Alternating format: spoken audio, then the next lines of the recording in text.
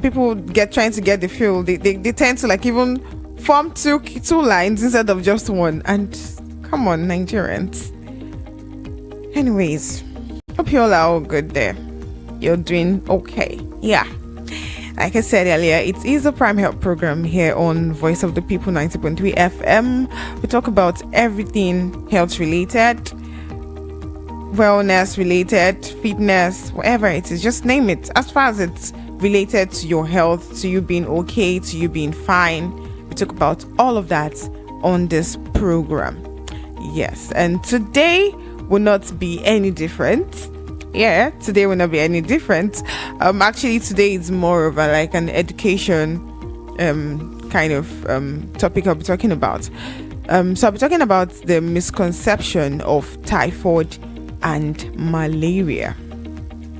Now we know that in Nigeria here, it's a common illness. Typhoid and malaria, it's like a very common illness. When you see someone that is sick, first thing you ask the person, is it malaria? Is it typhoid? Have you run tests? Even without even running tests, a lot of people, they just assume that, oh, what I'm feeling is like symptoms of either malaria or of typhoid. Yeah. Now, a lot of times we get to mix these both things together because we feel like when we get symptoms of either malaria or typhoid, like let's say we get symptoms of malaria, we tend to say, oh, we have malaria and typhoid. And when we get symptoms of typhoid, not knowing what it is, we say we have malaria and typhoid still. You know how it's been done a lot of times. Even myself, I would say I've been guilty of this. So it's not like, don't feel bad about it that, oh yeah, I'm guilty. I'm also guilty of it. I was once guilty of it before I got educated, and now I know better not to think in that manner. My point trying to make is that typhoid is not the same as malaria. Yes, typhoid is not the same as malaria. Malaria is different, very different from typhoid. Well, today I'll be showing you some things that you use to spot out if you have malaria, the bacteria malaria, if you have malaria or you have the bacteria typhoid, either of them. The thing is, typhoid is not the same as malaria, and it's rarely coexists with it. Like, a lot of people really think like they coexist, but they rarely do. So you get. Now I'll be giving you more details about typhoid. Typhoid is actually a bacteria that has plagued humanity for centuries. Like, it's been here for years. Imagine we're in the 21st century. Now imagine how many centuries ago this whole typhoid thing started, like came about. Like, it's been in existence for century, and it's been linked, like when it's been checked, it's been linked to contaminated water and food supplies. Contaminated water and food supplies. Contaminated water could be waters they're not pure. They have like bacteria unknown to you. You think that, oh, maybe some of these waters you even go out there to fetch from the tap. You feel, oh, these waters are clean just because it has no coloration on it. You feel, oh, this water is actually clean, let me drink from it. But then that water might be contaminated without you even knowing. Also, same goes to food. So for food, yeah, it could be when you cook, you use those contaminated water to cook, and it just make a mess of your food without you even knowing. And all of this runs through to come up with typhoid in your body system, which leaves you sick. And sometimes you think, oh, could it be malaria? Could it be typhoid? And most times, Nigerians, we all like do lots of self-medication. We go out there, we'll go to the pharmacy or to the chemist and be like, oh, I have typhoid and malaria. And being in a world where most times the pharmacist or whatever, they just give you what you ask. They don't care to ask you what exactly is wrong with you, or have you run a test or something like that. They just give you the medications you ask for. It's wrong. For real, it is wrong. This typhoid and malaria that has been linked to contaminated water and food supplies, it has left its mark through multiple outbreaks across the globe.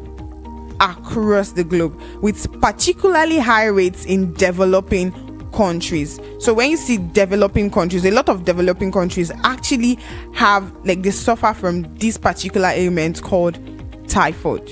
Yeah. So one infamous chapter in the history of typhoid, is the story of Typhoid Mary. Yeah. So my topic today comes with a mix of both stories and I'm going to be mixing stories for you to be able to, like, understand it. I'm taking you way back to how this whole typhoid thing came about. Yeah, I'm taking you way back. And while I'm done, I'll be opening the phone lines also for you to call in, ask your questions, and whatever input you also have, you could, say it on the program here. Well, so Typhoid Mary, in the early 1900s, Mary was a chef. Yeah, Mary happened to be a chef, and that was a asymptomatic carrier of the bacteria, who inadvertently spread the disease to many. She was quarantined several times, up to a total of 30 years because of this. Like, she was, during the COVID period, when they say they quarantine someone, like, they put you up in an enclosed space, you just stay there till they, like, check your body system to know what's wrong and administer medications for you. So yeah, in the 1900s, that chef Mary, she was quarantined for up to 30 years because of typhoid. That was to show you how serious this ailment typhoid was back in the days. It's not as, the usual we see these days that you're just feeling this way, you're feeling that way, oh, I have typhoid, I just rush to the pharmacy and then get my medication and the rest of it. It wasn't like that, like, from the beginning of the ailment typhoid. Now, typhoid fever is a potential life-threatening infection that is caused by bacterium Salmonella typhi. That's like the infection that causes this particular typhoid. This happens to be like a botanical name for it. Yeah. Though closely related to the bacteria that causes this particular stuff is like food poisoning. So the Salmonella typhi operates differently. It invades the intestines and spreading to the bloodstream. So when you take in those contaminated food and the rest of it, it gets to your system. It's just a thing as do I say related to like food poisoning or so, yeah. But it operates differently because when it gets to your system, it goes to your intestine. Once it gets to your intestine, it starts spreading to your bloodstream. Once it gets through to your bloodstream, that is when you start feeling the weakness in your body. Whatever symptoms that comes with the sickness being typhoid, whatever symptom that comes, you start feeling it because it has gotten to your bloodstream. It breaks you down because, oh my god, oh, I'm sick. You start feeling, oh, either your body is hot or whatever symptoms that comes with this particular ailment. I'll be teaching you more about this, but just come walk with me. Let's go. So this particular illness can present itself with a wide range of symptoms, and if left untreated, it can lead to serious complications, even to death. Yes, I said it. Typhoid can lead to death if you don't get to treat the ailments. Like, as soon as you get your symptoms, you don't get to like take your medications, or you don't observe on time to know, oh, you actually have typhoid. To treat it can lead to serious complication and even to death. Now, the primary cause of typhoid is the ingestion of food or water contaminated with this particular, remember when I mentioned a particular a botanical name of a particular infection called Salmonella typhi? Yes, Salmonella typhi. That Salmonella typhi, if it's contaminated, when it's being found in your food or your water, that is what leads to typhoid. Now, the bacteria they are often spread through poor sanitation practices, including the improper handling of cell food. Yeah, they cook food in a dirty environment, probably not so sure about the water they are using, because they feel like, oh, when they boil the water, nothing happens, it kills the bacteria, it does this, it does that. My dear, don't take such risk. Even for you going outside to buy food, is it healthy? You don't know how much of care and protection these people put into making their food, preparing their food, efforts. There are people that actually put in a lot of effort, in cooking and doing all of those things. But then those that don't do all of these things to be sure that they don't contaminate and their foods or whatever doesn't have this particular particular infection in it. The thing is, you won't even know. All of this starts from your own personal hygiene. As a person, as an individual, you're selling food. Do you have a good hygiene, a good personal hygiene? That starts from you, because when you have a good personal hygiene, then you can push that also into what you do. Let's say your business, you're like, oh my God, I can't afford to let this happen. Let me be very careful, extremely careful, because this food I make now, thousands of people eat my food. The fact that they even come to your store to get food from you, that means they actually do trust you. So give them reasons to keep coming back and be happy, not them coming to buy food from you and then ending up in the hospital. Nobody wants that for themselves, especially in this economy that everything is actually difficult. Everyone is trying to manage themselves. So the little money that they are having now to come to you to buy food from you, don't let it be that the rest of the money they use to go and start buying drugs or going to the hospital. You too, as a business owner, you start affecting you. So why not do the right thing from the beginning and then avoid all of these things? Now, in areas where clean water is not available and hygiene is compromised, the risk of typhoid increases drastically. Yes.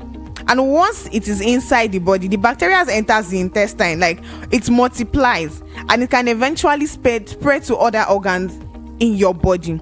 Now, the symptoms of typhoid typically develop 1 to 3 weeks after exposure to the bacteria.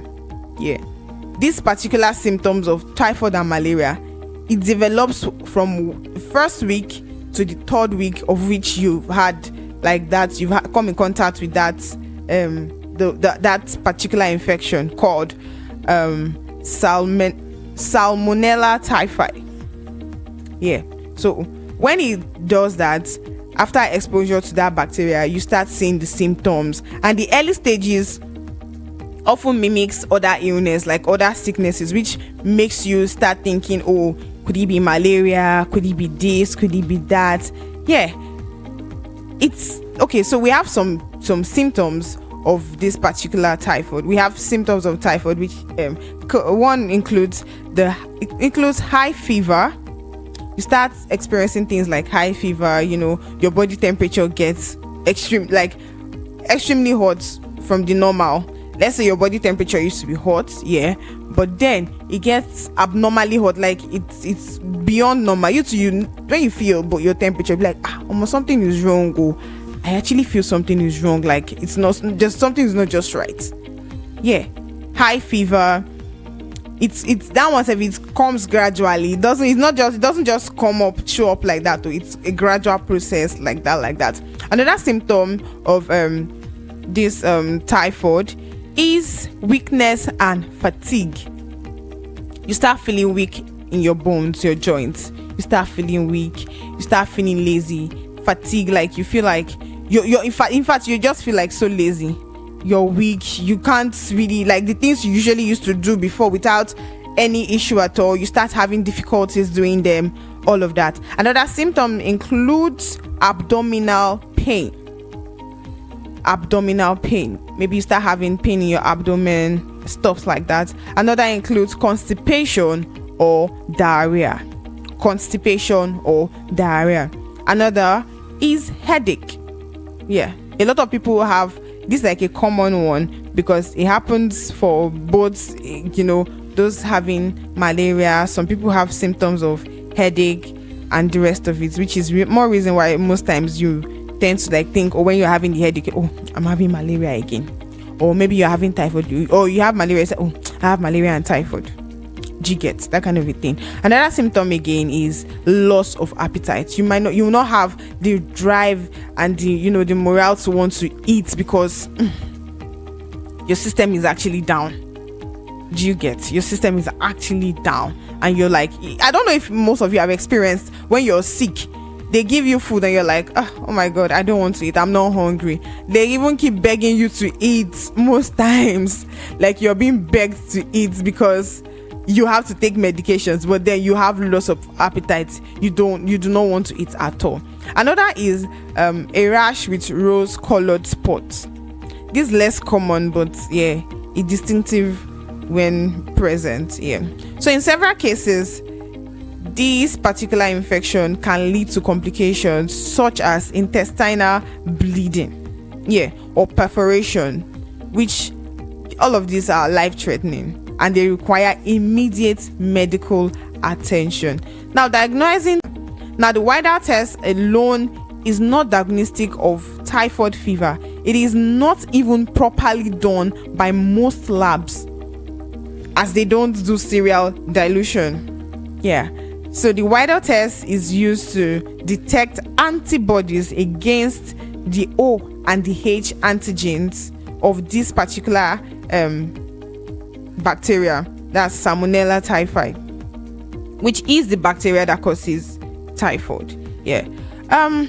So I'm sure you ask, why does this Widal test in your head? You probably might be wondering, why does this Widal test, why does the Widal test, why does it show that, how does it show the significant reaction? Now, here are some few reasons. Firstly, cross reactivity. It can yield false positives due to cross reactivity with other infections like malaria and Typhoidea salmonella.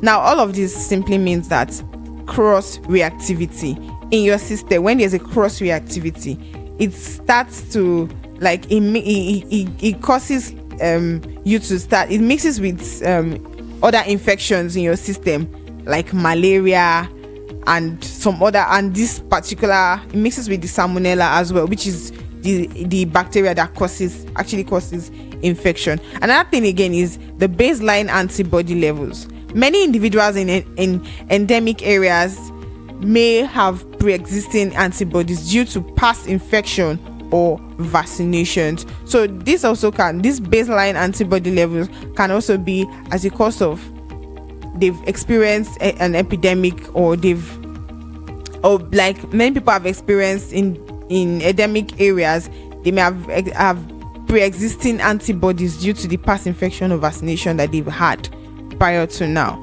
Another thing again is timing. Accurate results require a rise in antibody levels, necessitating paired samples taken 7 to 10 days apart. Variability interpretation.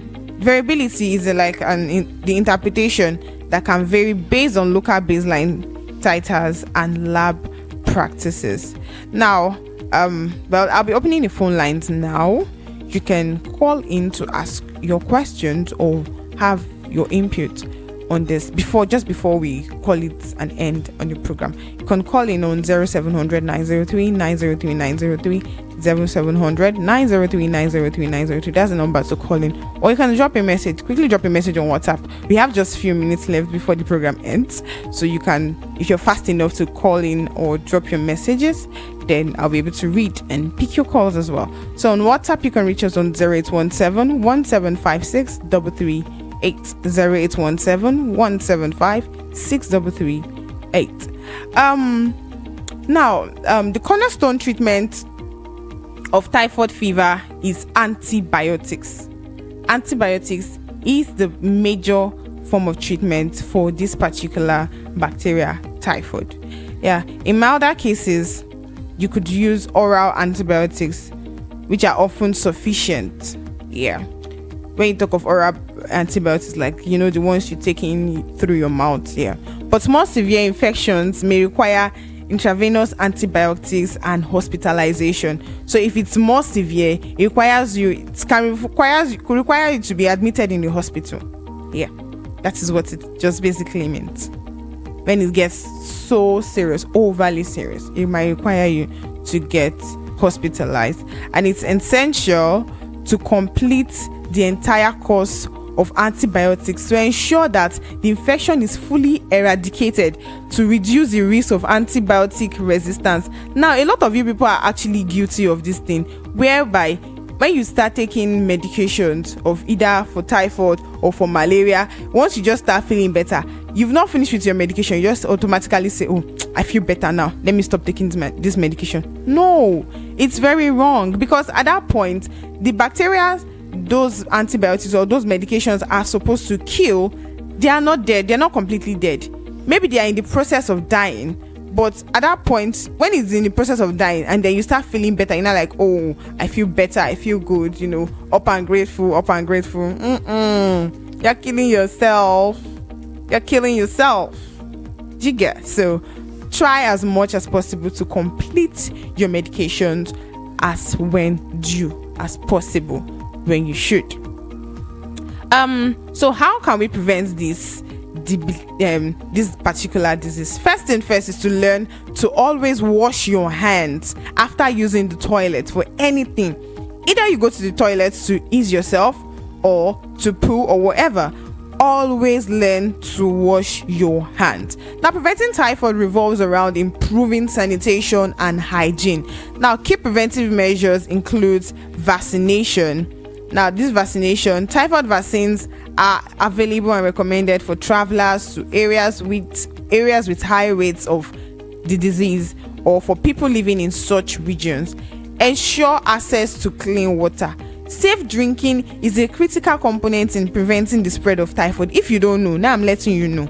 Drinking safe water, clean water, is a critical component in preventing the spread of typhoid. Now, proper food handling also. When you cook your food, cook it thoroughly and avoid street food in areas where sanitation is a concern. When you see a place, you even know when you go to a particular place you want to get food and you see how the place is, it's not looking all neat and clean. Don't get food in such places. You're putting yourself at a high risk, which you yourself you will not like. So why not avoid all of that? And when you go to get street food, you see that the place, even for those that even go to the market, you buy meat, you buy this one, cook your food thoroughly. Don't do half cooked meal and eat. All of those can cause serious damage to your system, leading to typhoid. Now, also good hygiene practice. Like I said earlier, frequently wash your hands with soap. When you use the restroom, whatever, wash your hand. Make sure you wash your hands immediately you do what you're doing. You use the restroom to either pee or to poo or whatever. Now, with improvements in public health infrastructure and availability of vaccines, typhoid fever is less common in developed nations.